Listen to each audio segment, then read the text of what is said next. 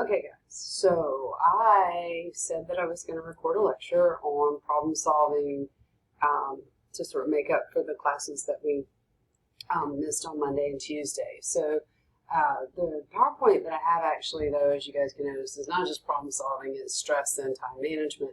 And at first I was going to cut out all the stress and time management stuff, but then I realized it sort of fit with some things we have been talking about. So I decided to go ahead and keep it in. So I'm going to try to do this quickly, but I never managed to lecture about anything quickly, so we'll see how I do. Okay, so A. Alright, so I feel like this today. You guys probably don't remember the TV show Community, but you know, I've had one of those days where I should have been able to do this by, like, say, 9 o'clock this morning, maybe 9:30. It's currently 4:22, and I had nothing but just chaos through most of the day. I had chaos when I was driving. Well, I wasn't driving, my husband was driving, but, like, basically coming back from my trip, you know, it was nothing but nonstop emails that were making me go, like, are you kidding me? And not that I needed to vent, but undoubtedly I did. Basically, one of the things that happens is that it becomes very difficult sometimes to keep our eyes on the priorities when we're basically also dealing with all of the different things that life throws at us at any given point in time. So it can be a little difficult to sort of keep making strides in your objectives while you're also juggling all of the chaos. So I'm also going to reposition the camera, so you're going to notice a weird jump cut, and I apologize, but I'll be right back. Okay, that's a little bit better. So one of the things you have to do when you're finding yourself being sort of overwhelmed and you have this large group of tasks that you have to finish, but it becomes really difficult to just, well, honestly, when I get overwhelmed and have too much to do, I just kind of like freeze up. Everything becomes too hard. Nothing seems like the right thing to do. Everything feels like a mistake. And at some point, I just kind of lock up. And it can be really difficult to get out of that. And so one of those sort of principles of psychology, especially if you are more of a behaviorist, is that action precedes motivation. I think I mentioned this before. One of the things you have to remember is that with most tasks that we have to do, we're not going to just feel like doing it. And so, I mean, I don't feel like going to work most days, and I actually like my job, but, you know, if I had my druthers, so to speak, I'd rather be home, you know, playing with my dog and my cats and watching baseball all day. Unfortunately, that doesn't buy them kibble, so, you know, I have to do other things. So, in general, you can't just wait around until you feel like doing something or until motivation or inspiration strikes. Sometimes you just have to get moving. And that's one of the things we're going to talk about. When things feel completely overwhelming, ask yourself a couple of questions. And so one of them is, all right, what was the most important thing to do? Like, what do I actually need to do first? I feel like we've talked about this, but anyway, we're going to do it again. So what do we need to do first? What is due first? What's most important? What is the thing that is going to take the most time? What's the thing I hate the most? And a lot of times I basically do it first so to get it out of the way. And since I do think I talked about this when I was rushing, I'm going to try to just move a little quickly. And keep in mind that if you wait around, the deadline is just going to get closer and it's just going to make it worse. So, with the weekly goal sheets that you're working on, don't forget to build in something that's pleasant. You know, it is okay to schedule something nice for yourself, something relaxing, something to help you deal with all the stress. And the way to make progress is to break it down into smaller, more manageable goals that you basically keep moving so that you can get them done. Remember, at the end of the week, you need to give yourself a reward because that's just going to make things go better. We talked about the pre-med principle, and the idea is that you use that high probability behavior, something like watching TV, to reward a low probability behavior, something you really don't want to do. One of the things a couple of you guys have talked about is it's easy to get lost, for example, in YouTube videos and things like that, is because they're set up to make that happen. You know, it never just stops playing when you're watching YouTube. It rolls to another video, and it rolls to another video, and it makes it harder to stop. When I'm scrolling on Reddit, there's not an end to that page. It's just going to keep adding stupid Reddit posts until I have to go stop. So when you find yourself doing that, one of the biggest things you can do is set an alarm. That you're going to take a 15-minute break. You set the alarm for 15 minutes, and then you go back to it. So break things down into smaller goals. Basically, I don't remember why I put redundancy abounds in here. But basically, it is okay to take a very big goal and make it the smallest possible steps. And you build on those steps. No idea why I put redundancy abounds. And then you reward yourself, basically, when you've achieved the goal. And so the reward should be manageable, though. So it might be 15 minutes scrolling on Reddit, then you're going to get back to work.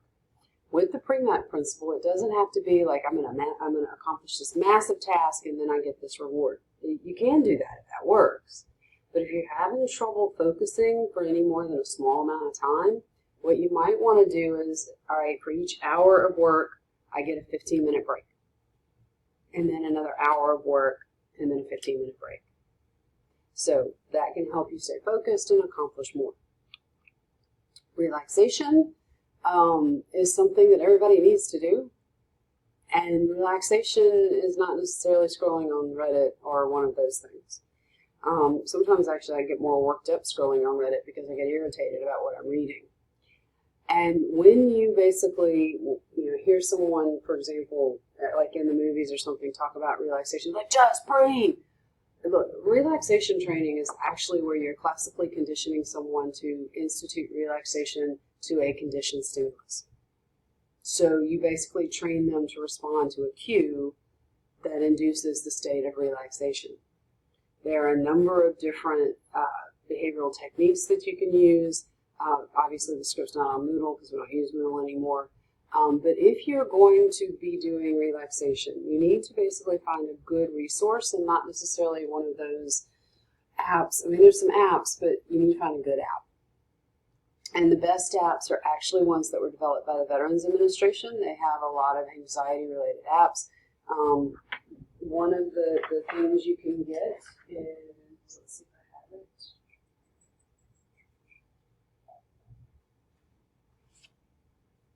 So this is actually very old, but there are a number of empirically supported interventions that we use with anxiety, and in workbooks like this, they have relaxation scripts. And so what you want to do is actually search for, do a PsycInfo search for progressive muscle relaxation. There's a whole script. With deep breathing, it's not just take a breath. When I train a patient how to do deep breathing, actually it's very controlled breathing, where it's basically like you sort of take a deep breath in through the nose and you count up to 10. So 1, 2, 3, 4, 5, 6, 7, 8, 9, 10. Hold it. And then you have to use that conditioned stimulus that you're trying to set up. So you use a word like relax, and then you let it go through the mouth. 10, 9, 8, 7, 6, 5, 4, 3, 2, 1. You focus on deep diaphragmatic breathing. So usually I have my patients put hand here, hand here. And what you want to do is think of, we used to talk about like bellows, but nobody knows what a bellows is anymore. So think of it like your lungs are balloons. And what you want to do on that inhale is you want those balloons to get as big as possible. And you want to take a deep breath from here in your diaphragm. So I'm not going to count this time, but like this.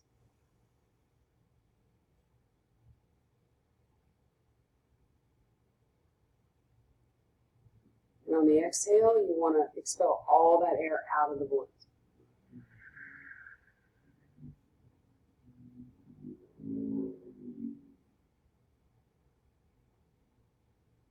Deep breath in.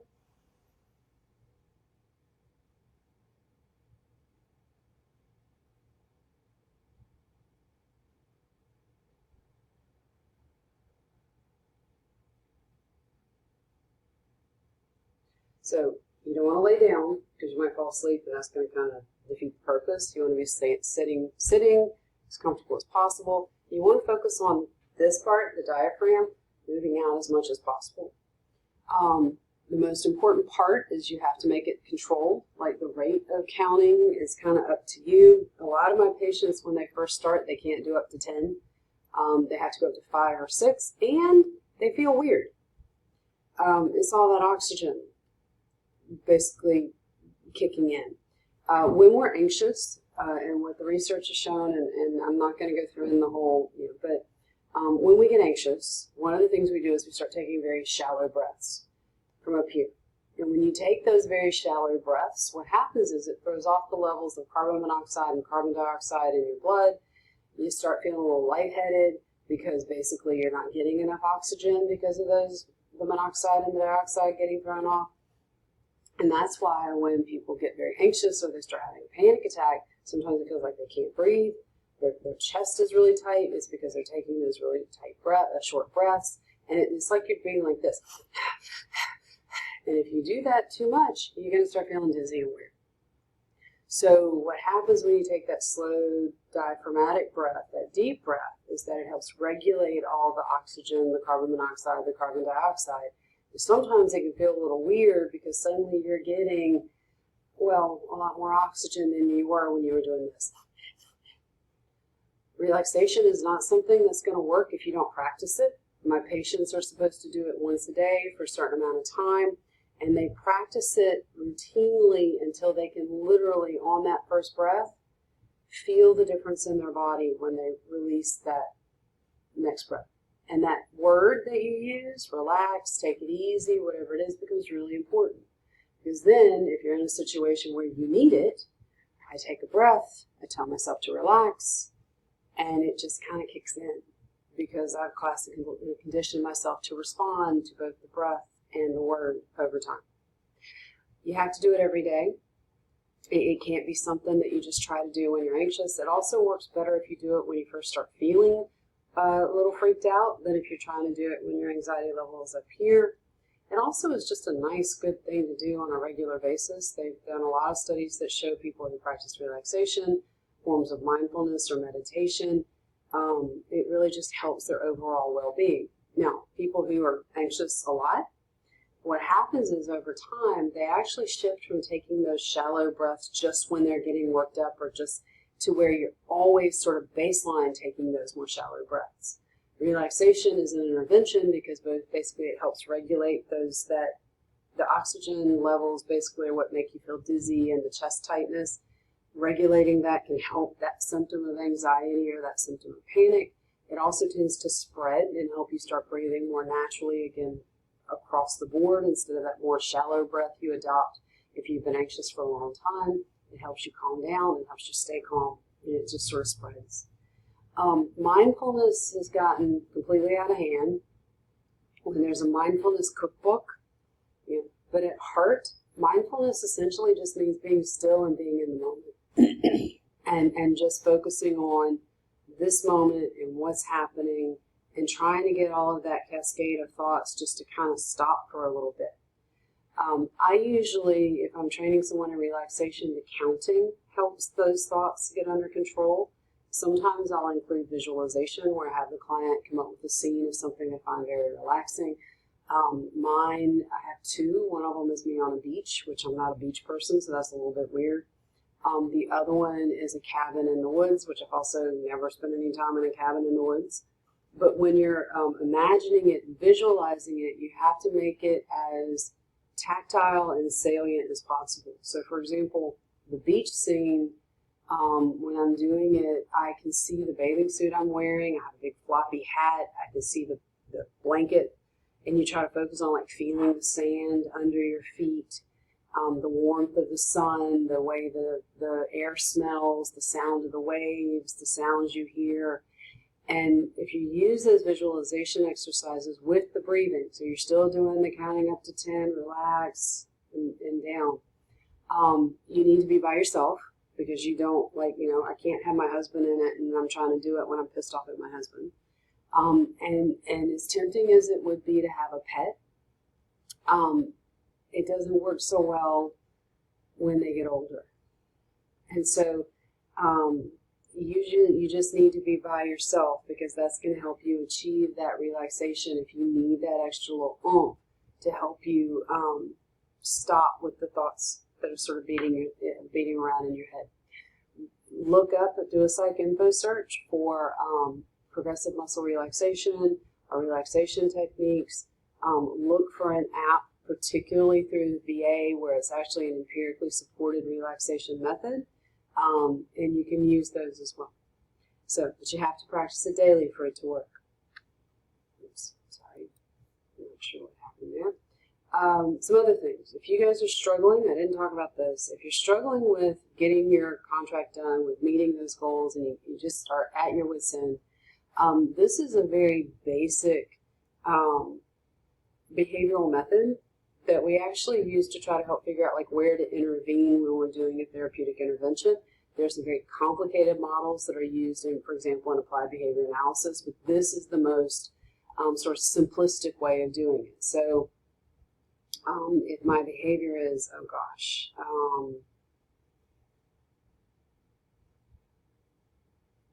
like I can't get off of Reddit in the middle of the night. Like I wake up and then I get on Reddit and I can't put it down and go back to sleep, so then I end up sleep deprived, right? So I want to change that behavior. So the behavior is the can't put my iPad down in the middle of the night. The consequences are pretty simple. I'm then sleep deprived. You know, I am sleep deprived and I feel like crap, but there's something else going on. I usually don't get home until 6:30 or 7 o'clock. I eat. I go to bed right after. Which also means I'm not spending a lot of time just doing, well, stupid shit that I want to do to kind of relax and not feel like I'm always working. So when I get on the internet or subreddit or Reddit or whatever it is in the middle of the night, when I'm scrolling on my iPad, I'm sleep deprived. But it's also some time where I'm not working, where I can do other things. If I'm thinking about my to-do list at work, it helps me take my mind off of it, which sometimes can actually help me go back to sleep. The problem is I don't stop. So the antecedents that cause the behavior, well, you know, I have to go to the bathroom a lot in the middle of the night. Part of that is just me getting older. Part of it's medications I take. Part of it is because I probably drink too many fluids and should not have caffeine after a certain time in the day. So maybe a lot of caffeine intake. I have more trouble with it if I've had a really stressful day. If I'm feeling like I'm just working all the time, you guys get the idea. So what you're looking for with this is, what are the antecedents that I can change? And what are the consequences that I can potentially change?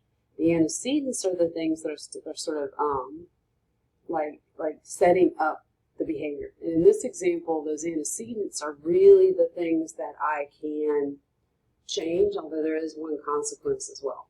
So if you guys notice the thread, one of the biggest things that creates a problem is if I'm not taking time to relax. So when would be a better time to relax than in the middle of the night? So there are different things I can intervene to help change that behavior. For you guys, it should be, for this class, related to things like what's keeping you from achieving those goals that you're setting for yourself. You know, the behavior might be procrastination, or you spend too much time on the internet instead of getting your stuff done. And you look for basically where something went wrong, like how is this not working, but also what goes right. You know, like playing on my iPad in the middle of the night makes me feel like I have at least a little bit more of a life, even if it's not when it's an ideal time. So the natural intervention would be, I need to find a time to feel like I have a little bit more of a life that's not in the middle of the night. So this you do when you're having some trouble. I don't think I talked about that. Problem solving is the big one that I wanted to talk about. And problem solving can apply both to the goals that you're working in, as well as this is just a good basic skill to have that is a good thing for you guys to take. I use it with my patients. I use it in my real life. So one of the sort of founding or foundational ideas with problem solving is that what gives people trouble is they tend to get looped up in this idea that there must be a perfect solution to my problem and I have to find it. And there's no sense in doing anything until I find that perfect solution.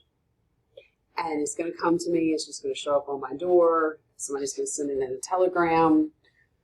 The prince who's going to come rescue me is going to come riding up on his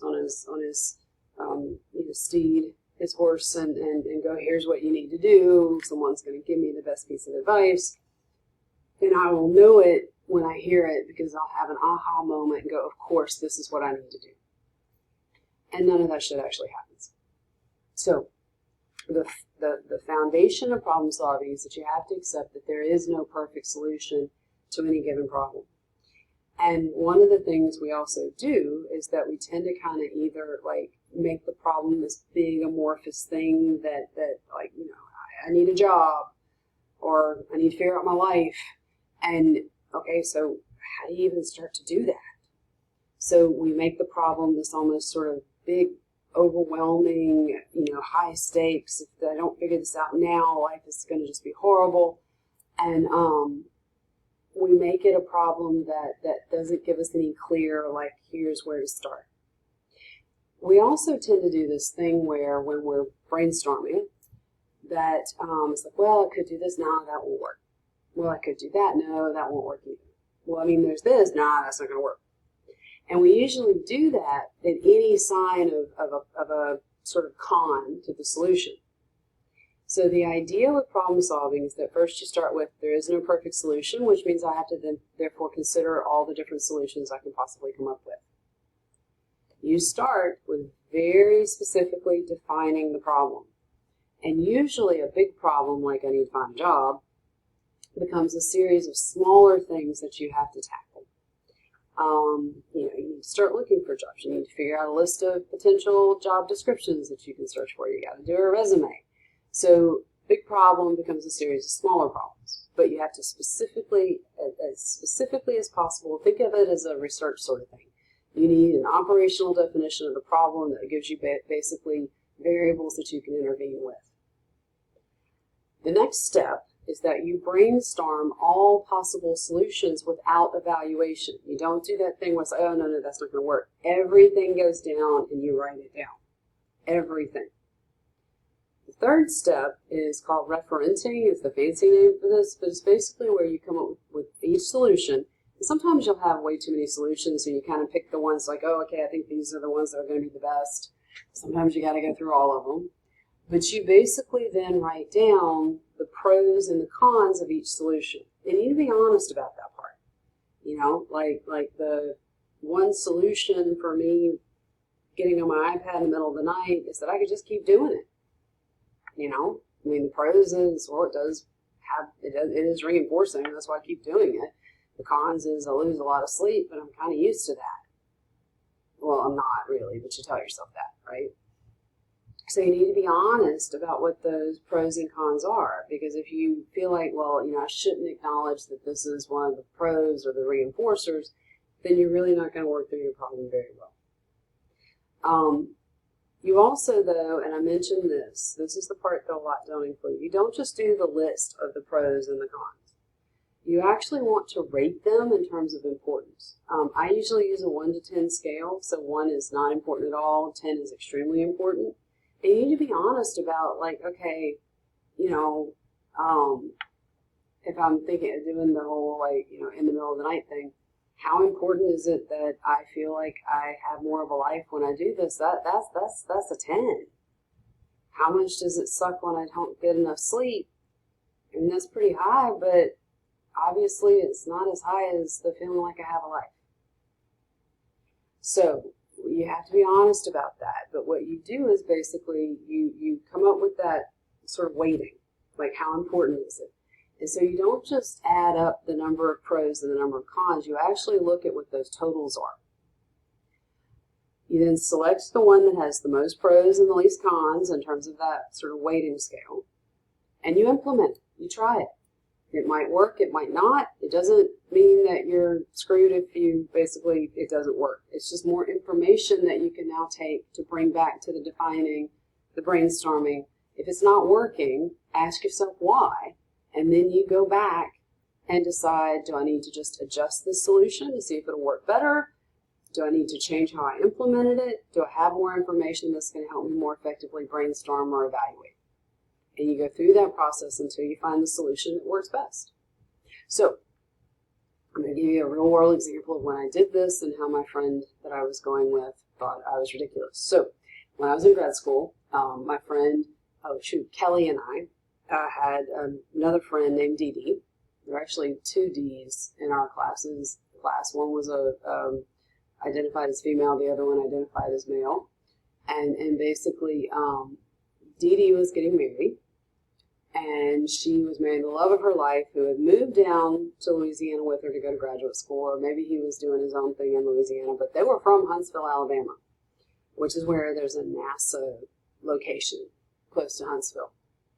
And so Dee Dee was getting married, and she had asked me and my friend Kelly to go to the wedding, which we were more than happy to do.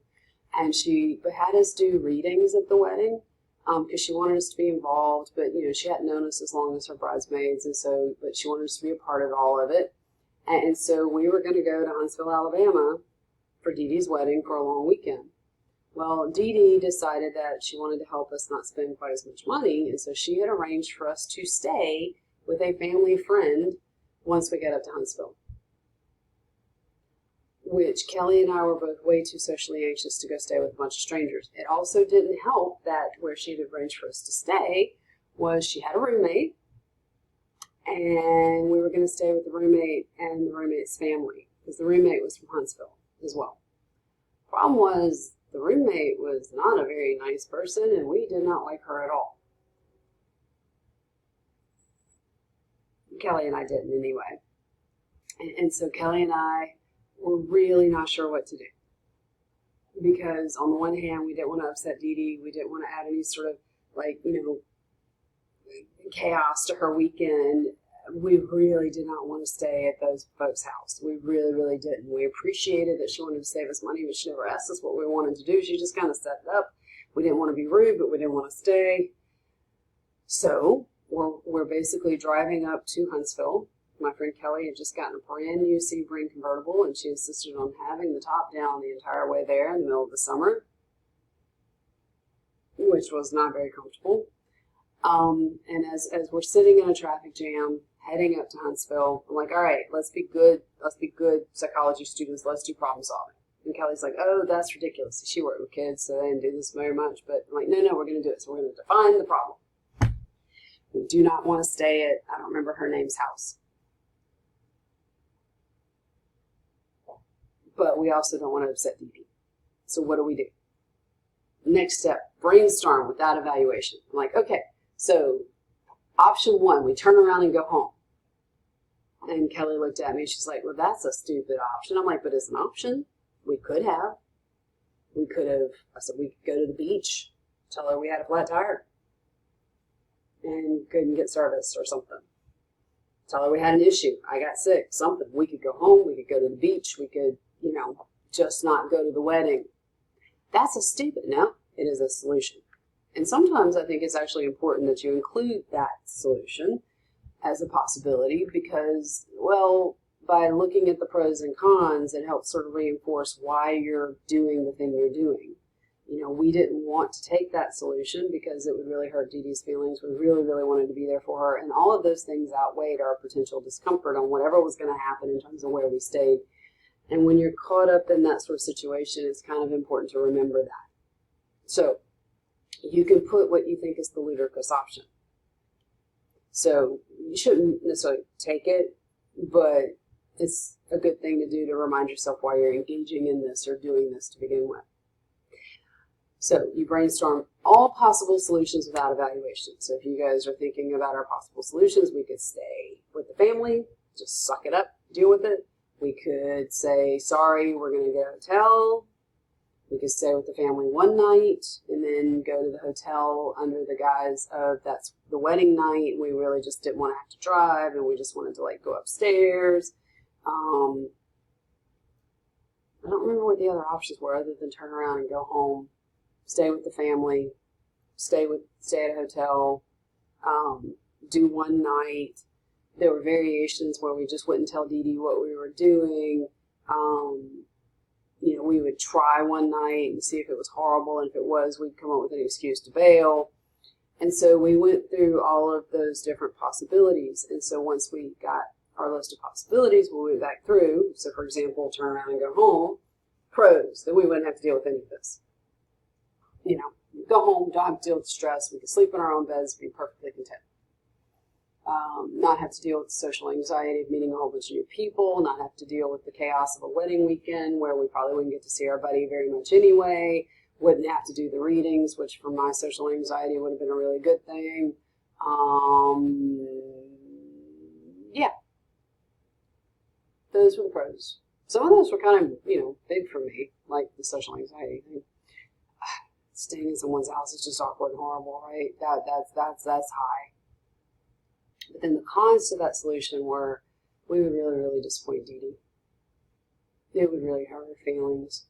She wouldn't have anybody to do the readings, or she'd have to get somebody to do it at the last minute, which would just increase her stress. We would miss her wedding. We really didn't want to miss the wedding. We liked her. We liked her fiance. There were other people that were going to be there that we liked to spend time with. We weren't really going to spend, you know, that much time at wherever we had to stay anyway. I mean, we were only literally going to be there overnight, and we could bail as soon as we woke up in the morning. But mostly, we really, really, really didn't want to disappoint Dee Dee. So the turning around and going home wasn't an option. So with things like each of these, this situation doesn't give you as much of an opportunity to evaluate and take another step, although, you know, we decide to stay with the family. The first night's really horrible and awful. Then we can reevaluate going to stay at the hotel. Usually when I do this example, people ask me, okay, so what did we do? We actually got lucky. and this was before cell phones were a really big thing. I think we didn't really find out until we got to Huntsville. When we got there, we were meeting Dee Dee at her family's house for something that was going on before we were going to wherever we stayed. And it turns out that the family, the person we knew, the roommate, had gotten really, really sick, and they were afraid she was contagious, and that it really wouldn't be a good idea for us to stay. And so Dee Dee was stressing about where were we going to stay, and we're like, it's okay, we'll just stay at the hotel, because we knew at that point there was a room. What we were going to do was just get the hotel room and apologize to the family, or maybe it was it might have been the try a night and see what happens and see if we could at least be at the venue. But we were going to try to like not spend the whole weekend with the family. But the roommate getting sick kind of helped. We thought it was a little strange. We found out later it actually wasn't. Well, she was sick. It was morning sickness, and in Delhi that was a big surprise to our family. So it was much chaos. So I really hate reveling in that. But it did mean we didn't have to spend the weekend with the family we didn't know. So, but that's problem solving. And so one of the things we're going to talk about on Monday, hopefully you guys will watch this at some point over the weekend, is that you're going to need to put problem solving on your contract to at least take one issue that you want to work through and use the steps of problem solving, do it formally on a piece of paper, and submit that as part of your homework for next week. All right. Oh, wait, there was one more. And by the way, I told you guys I had a magnificent tub, and that is my tub. Yeah, that's my tub. And so I try to spend as much time in there as possible. And yes, that is a big ass TV hanging above my tub because I'm fancy and I watch TV while soaking in the tub. All right, guys, find your relaxation thing to do. It makes life a little nicer. Don't get up in the middle of the night to try to have a life. That's a sucky, horrible thing to do. And I will see you guys Monday.